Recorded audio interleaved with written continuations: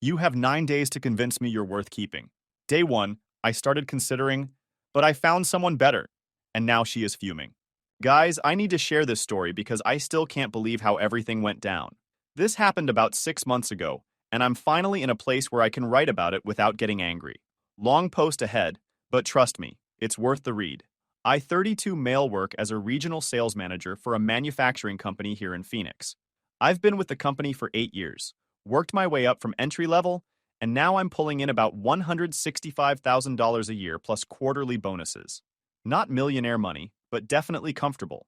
I own my house outright, bought it 3 years before I got married, which becomes important later. Drive a nice truck, have solid savings, investment portfolio, the works. I'm not trying to brag here, just giving context for what comes next. I met Jessica at my friend's wedding 3 years ago.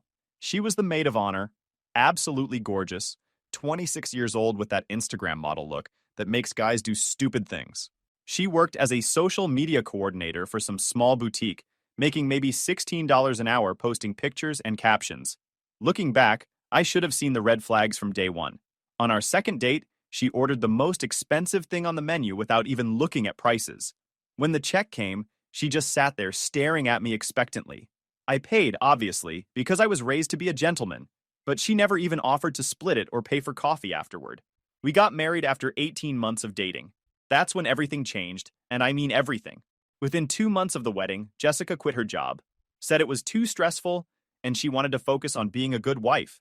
Except her idea of being a good wife involved sleeping until noon, getting her nails done twice a week, and spending my money like it was going out of style. Our monthly expenses went from $2,200 to over $4,800 almost overnight. When I brought it up, she'd get defensive and say things like, I deserve nice things too, and I didn't marry you to live like we're poor. The kicker? She considered herself a homemaker, even though we had no kids, and she spent exactly zero time actually maintaining our home.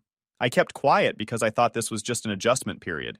New marriage, new dynamics, right? Wrong. It got worse. Much worse. Last Tuesday started like any normal day. I was in a quarterly review meeting with my district manager and two potential new clients. We were discussing a contract worth about $2.8 million over 3 years, the kind of deal that could set me up for a promotion to area director. My phone buzzed during the presentation. Text from Jessica. I usually ignore my phone during important meetings, but something made me glance at it. The preview read, We need to have a serious conversation about our marriage. I've been thinking, and I figured it was her usual drama about wanting to buy something expensive or complaining about being bored. Boy, was I wrong. I excused myself to the restroom and opened the full message. What I read made my blood run cold. This woman had written me a performance review. I'm not kidding. It was formatted like something from HR. 3 full paragraphs listing every perceived failure of mine as a husband. Too focused on work instead of our relationship. Haven't planned a romantic vacation in 6 months. Don't compliment my appearance enough. Boring in bed and lack creativity. Don't support my fitness goals and lifestyle needs. Make me feel guilty when I need things for myself. Never surprise me with gifts anymore. Don't make enough effort with my friends. And here's the part that made my hands shake with rage. I've decided to give you 9 days to prove you're worth staying married to. Show me you can be the husband I deserve, or I'm filing for divorce. Day 1 starts now. Don't disappoint me again. I'm standing in this corporate restroom, reading this entitled nonsense, and something just clicked. Not anger exactly, but clarity. Like someone had turned on lights in a room I'd been stumbling around in for 2 years. See, Jessica made a critical miscalculation. If she was giving me 9 days to prove my worth to her, she was also giving me 9 days to evaluate what she brought to this marriage. And let me tell you, that list was looking pretty darn short. I typed back, Interesting timing. I was just thinking the same thing about you. Consider this a mutual evaluation period. Let's see who passes. I walked back into that meeting with more confidence than I'd felt in years. When the clients tried to negotiate our price down by 15%, instead of desperately trying to accommodate them like I normally would, I calmly stated our terms and told them those were the numbers. Take it or leave it. They took it, signed the contract that afternoon. I got home that evening to find Jessica sitting in the living room like she was holding court. She had this smug expression, like she just played some brilliant chess move. We need to discuss your text response, she announced. Sure thing, I replied, loosening my tie. Though I have to say, the delivery method was creative. Most married couples have these conversations face to face, But I guess text messaging works when you want to treat your husband like an employee getting written up. Her confident mask flickered. This clearly wasn't going according to her script. This isn't a joke, David.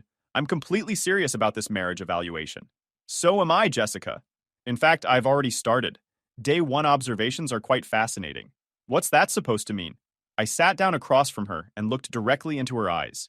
It means any woman who thinks she can give her husband a performance review via text message while contributing absolutely nothing to the household income has some serious questions to answer about her own value in this relationship. The color drained from her face completely. You think you can just turn this around on me? She snapped, standing up. I'm not turning anything around. You opened the door to performance evaluations. I'm simply walking through it from both directions. I leaned back in my chair. You listed your complaints about me. Now let's discuss your metrics. What exactly do you contribute to this marriage besides credit card debt and attitude? She started pacing, hands shaking. I can't believe you're being so mean. Mean? I'm being analytical. You want to evaluate worth? Let's evaluate. What's for dinner tonight? Or is cooking still beneath someone who makes $0 per year? I ordered Chinese food, she said weakly. Perfect. Day 1 evaluation note. Wife spends $47 on takeout delivery while simultaneously complaining that her husband doesn't contribute enough to the household. I got up to grab a soda from the fridge. This should be a very educational week. Day 2 started with me doing something I should have done months ago. A complete audit of our financial situation. While Jessica was still asleep at 10:30 a.m., her usual wake-up time, I pulled out all our credit card statements, bank records, and receipts I could find. What I discovered made me physically sick. In the past 6 months alone, Jessica had spent $3,800 at various clothing stores. Nordstrom, Anthropologie, local boutiques. $1,650 on beauty treatments. Nails, eyelashes, facials, hair. $2,300 at restaurants for her girls' lunches. $890 on workout clothes and supplements she never used. $1,450 on random Amazon purchases. Home decor we didn't need. $720 on subscription services I didn't even know we had. Total damage. $10,810 in 6 months. That's more than many people make in an entire year, and she had contributed exactly $0 to offset any of it. I made copies of everything and locked the originals in my home safe. Then I did something I should have done long ago. I opened a separate checking account at a different bank and had my direct deposit redirected there effective immediately. Jessica still had access to our joint account, but I made sure there was only about $600 remaining in it. At work, I called my friend who's a divorce attorney during my lunch break. We've known each other since college, and he'd witnessed Jessica's behavior at several social gatherings.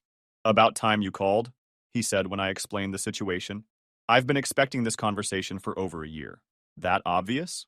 David, she once complained to my wife that you only spent $250 on her birthday gift instead of the $600 purse she'd been hinting about at our barbecue, in front of 8 other people. That stung because I remembered that day. I'd thought the necklace I bought was thoughtful and beautiful. Apparently, it wasn't expensive enough.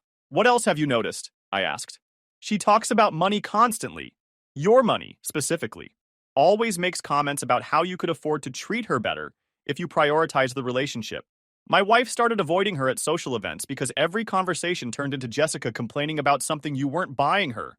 When I got home that evening, Jessica was in full panic mode. My card got declined at Target today, she announced the moment I walked through the door.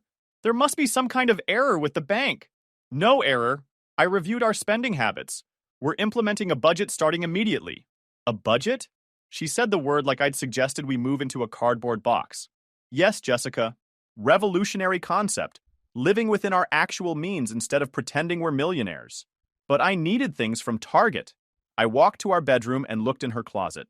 Clothes with tags still on them everywhere. Shoes she'd worn once. Purses still in their dust bags. Seems like you have plenty of things. Maybe try using what you already own before buying more. You can't just cut off my access to money without discussing it. Can't I? Let me check. Whose name is on the paycheck again? I pulled out the spending breakdown I'd prepared. Jessica, you've spent nearly $11,000 in 6 months while contributing zero income. That's financially unsustainable. Her face went completely white. You've been tracking my purchases? I've been tracking our expenses. Since every dollar you spend comes from my paycheck, that makes me the CFO of this household. I contribute in other ways. Such as? She opened her mouth, then closed it. Then opened it again. Nothing came out. We both knew she couldn't name a single meaningful way she contributed to our household or relationship. Day 2 conclusion, I said, closing my folder. The person demanding performance improvements should probably examine their own performance metrics first. Day 3 brought a revelation that changed everything. I was having lunch with my colleague Jake when he mentioned something that made me nearly choke on my sandwich. Dude, your wife's Instagram stories are wild. She posted yesterday about you not buying her some designer bag she wanted. My girlfriend showed me because she couldn't believe what she was seeing. My stomach dropped. What exactly did she post? Jake looked uncomfortable. Oh man, you don't know? She posts about your relationship stuff pretty regularly. Always makes you sound like some cheap, controlling husband. I immediately pulled up her Instagram on my phone. I rarely checked social media, but what I found made me furious. Story after story of passive-aggressive public complaints. A photo of a person in a store window. When your husband thinks $400 is too expensive for your birthday, but spends twice that on his golf clubs. A picture of our kitchen. Guess who's cooking again? Because someone doesn't feel like getting takeout tonight. A gym selfie. Working on my summer body since someone doesn't notice the effort I put into my appearance. A photo of her and friends at an expensive restaurant. Girls' Day because my husband is too busy with work to take me anywhere nice. But the absolute worst was a recent post. A photo of her looking sad with the caption, "When you have to beg your own husband for basic affection and romance. Thank goodness for friends who actually appreciate me." I screenshotted everything before the stories could expire. Then I kept scrolling through her regular posts and found even worse content.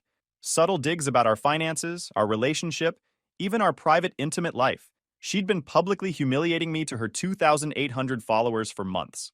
Jake, I said, trying to keep my voice steady, can you ask your girlfriend to screenshot Jessica's stories before they disappear? I need documentation.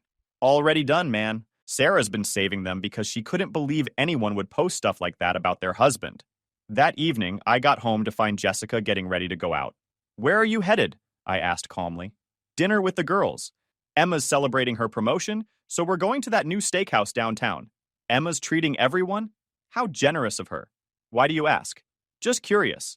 Speaking of generous, I spent some time looking at your Instagram today. She froze with her mascara wand halfway to her eye. Very interesting content.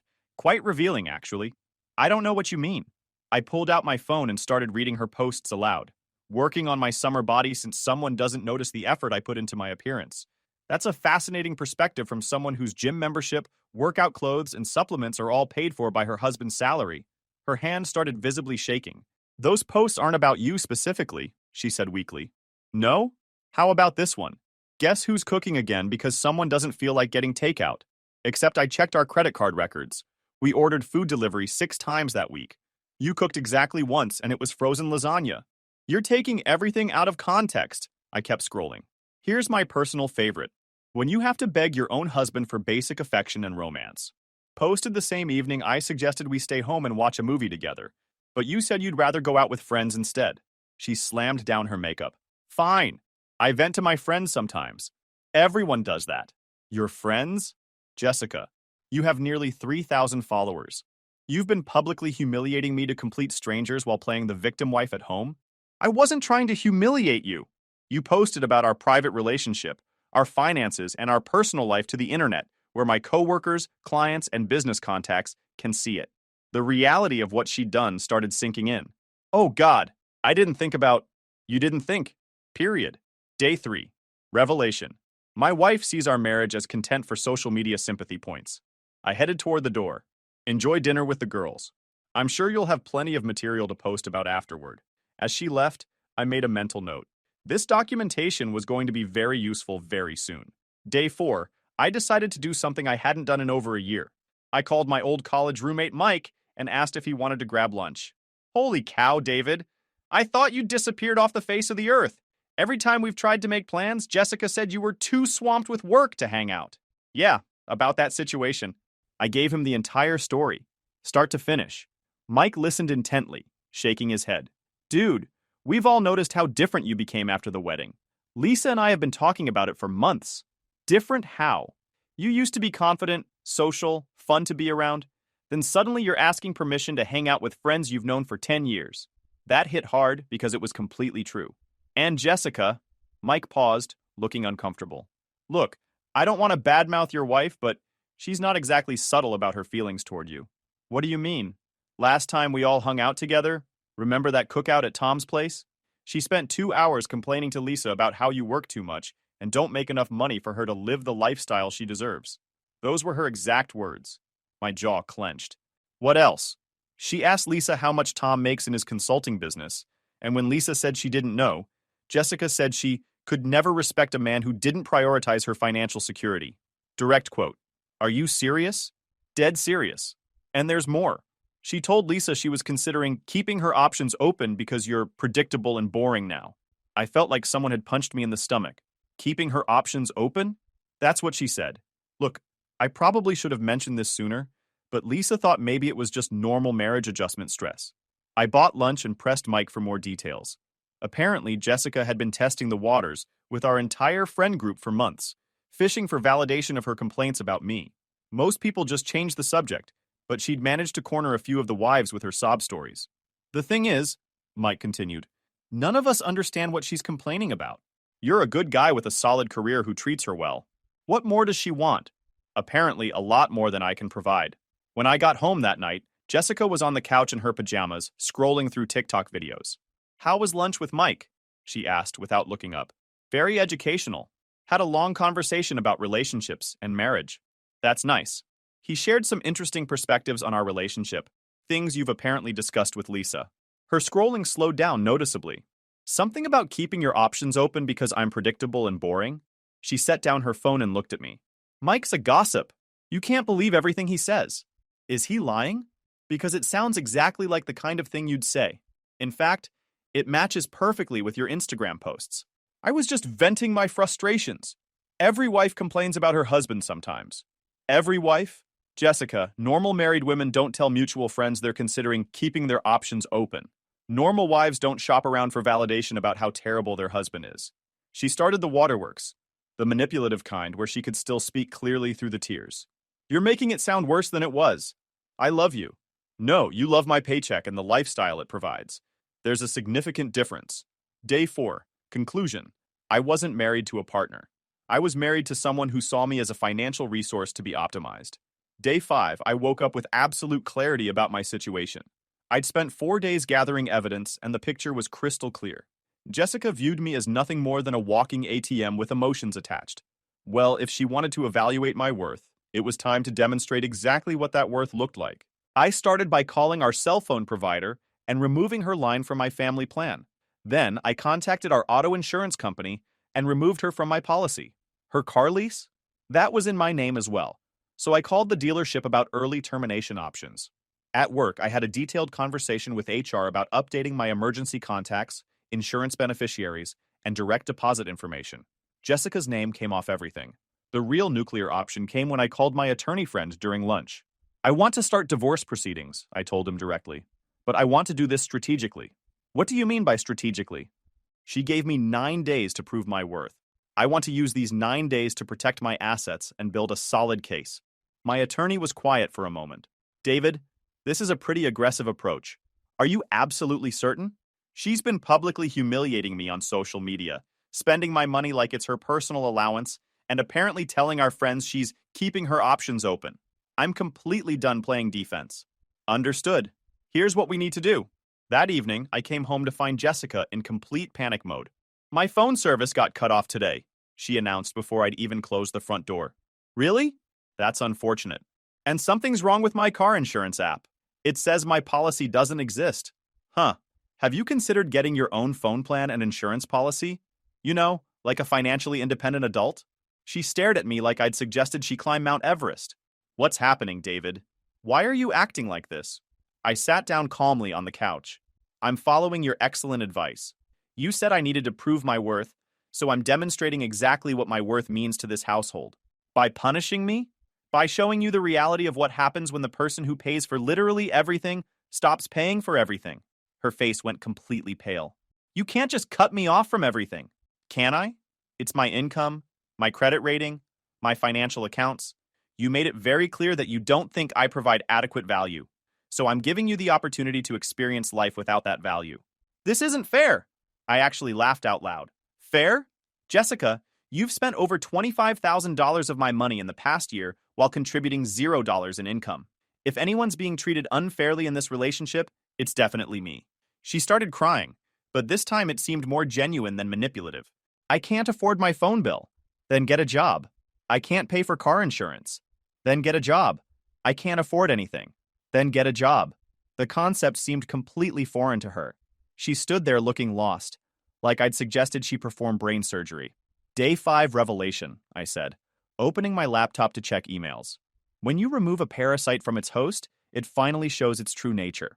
Day 6 brought the inevitable emotional escalation.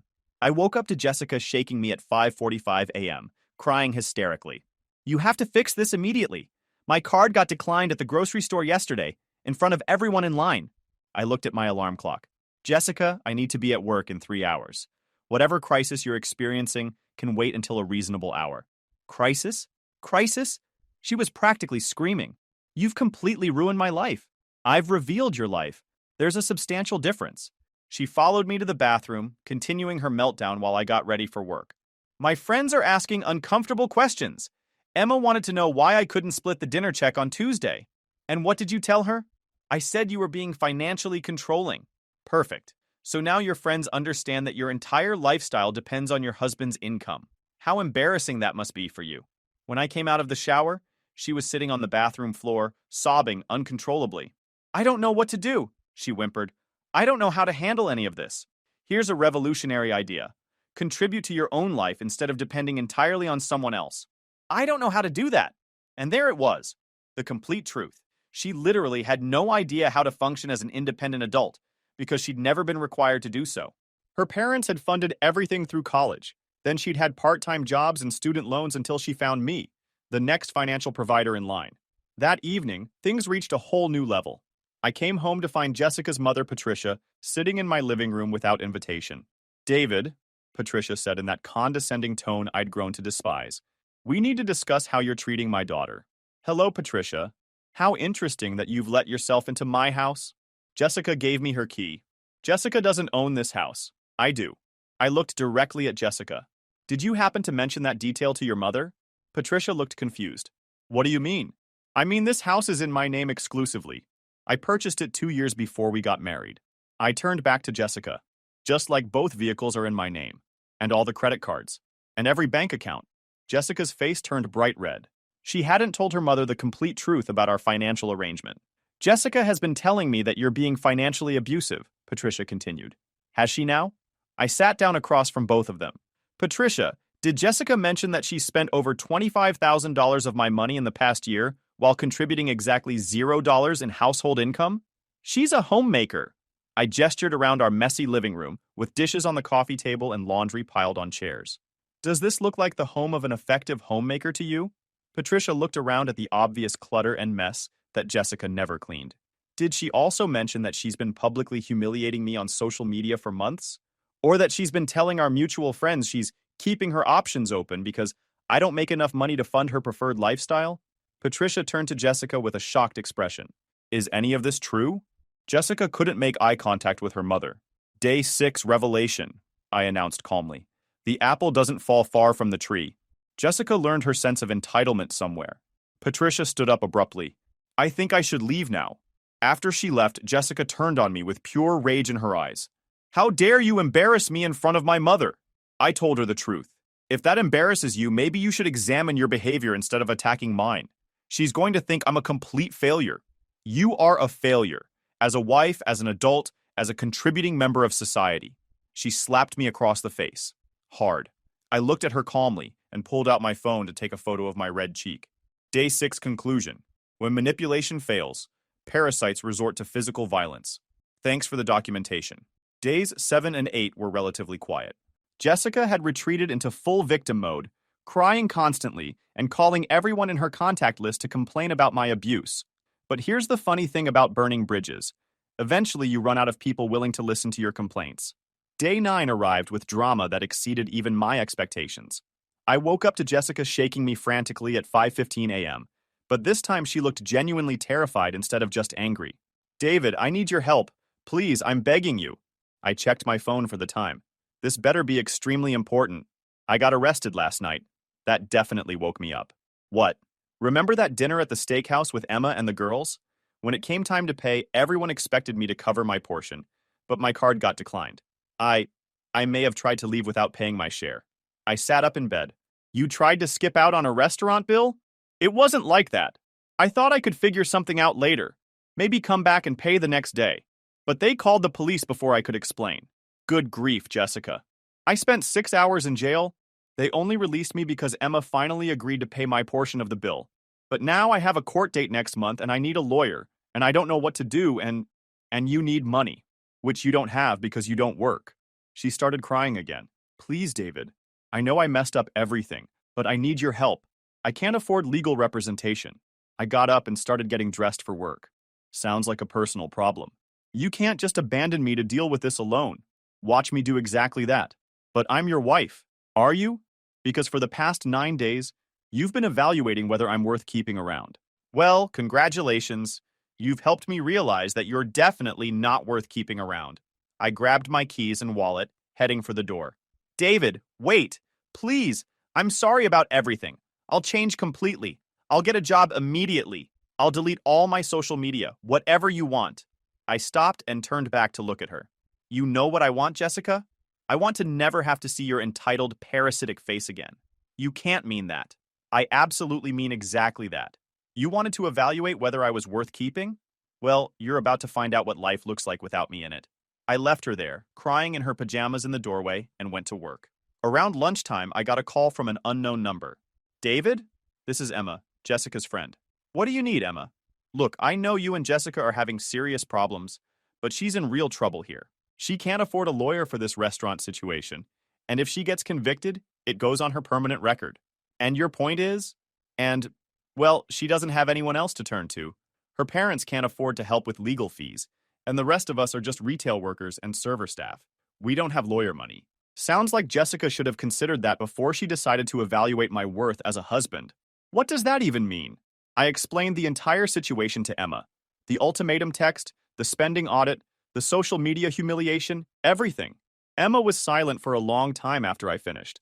Oh my God. She told us you were being controlling and cutting off her money for no reason. And you believed her without question?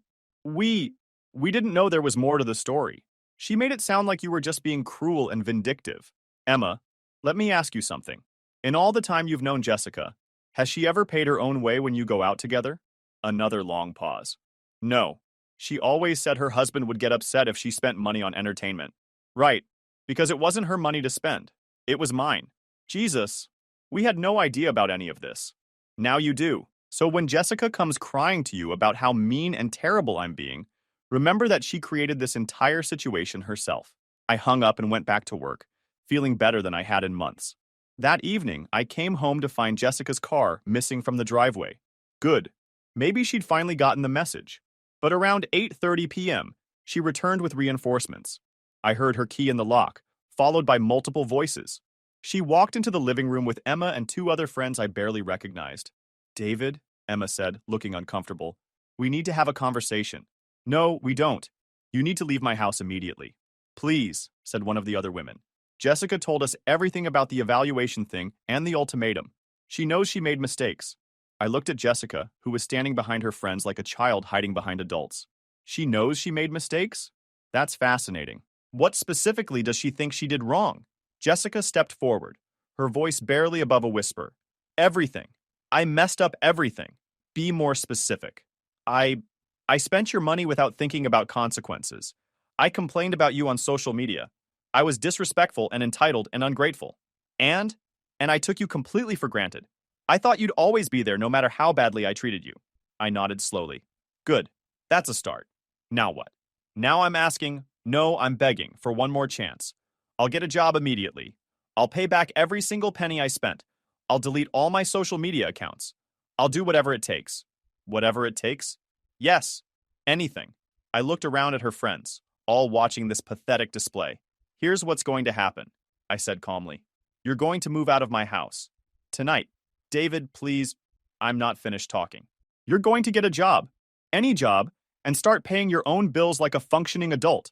You're going to handle your legal problems by yourself, because actions have consequences that adults must face.